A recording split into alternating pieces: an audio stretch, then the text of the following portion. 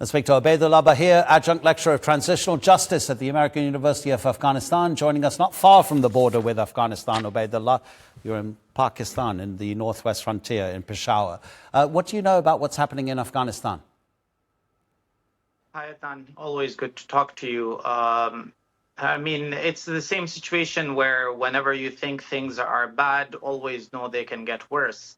And with the Taliban, the past few years have shown that they constantly figure out new ways to make life for the common Afghan more difficult and honestly hurt themselves. And so the past week or so, we'd heard conversations about bans across different cities in Afghanistan. The initial aim was to ban fiber optics internet. The reason given was that the supreme leader, and as is the case with Afghanistan and the Taliban, that most of these decrees are oral decrees, so you never see a written statement come out explaining the reasoning.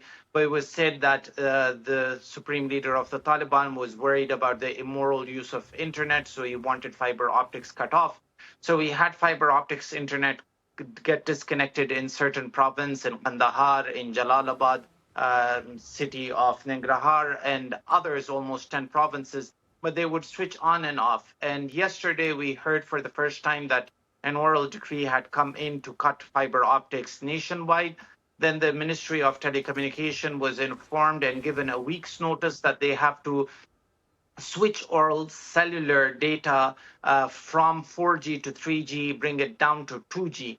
So the only internet then available will either be DSL, P2P connections, that is if home connections are even allowed, but on mobile phones you'd only have a 2G connection. Now imagine the world we live in today, the technological revolutions around the world, the peaks different civilizations and people are hitting, and here we are carrying out a holy war against the internet. So I don't know if you've ever seen this funny movie called Four Lions, where one of the jihadis decides that he should blow up the internet.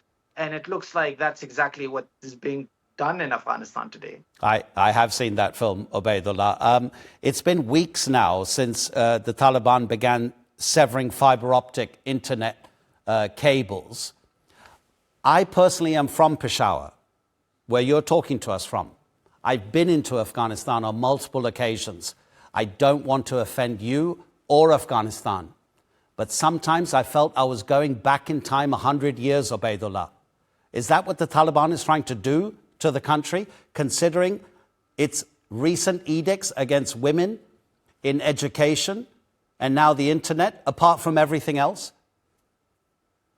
Adnan, thing is that it sort of is the saying, right? Like, don't worry, no matter how bad you get, you can always be used as a bad example.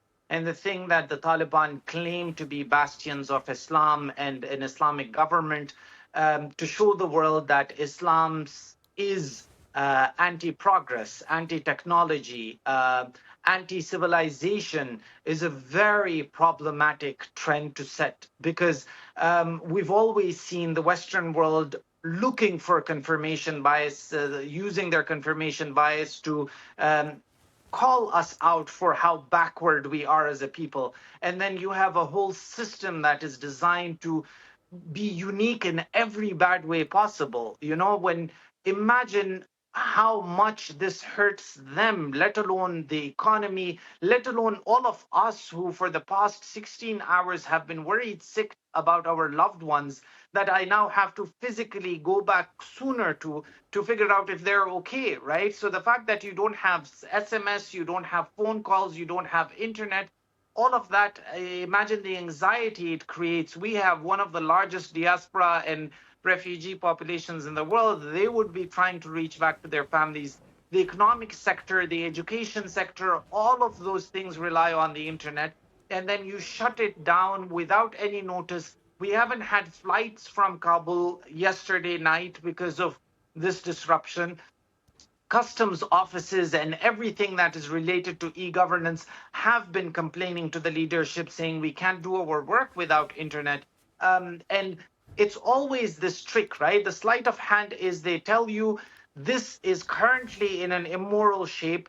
We will adjust it and then let you access it. This is the exact same excuse they gave for girls' education 4 years ago, for university education, for jobs, for everything else that they've supposedly temporarily banned. And here again, like, it just shows you that the label that was always stamped onto them of being draconian, they're trying to live up to it. And it's really beyond rationale now. And what do you even say back to these people? And they have a whole international community to convince to recognize them as the legitimate leaders of the country. So few have already done so. Obaidullah, thank you so much for your time. Take care. Thank you for having me.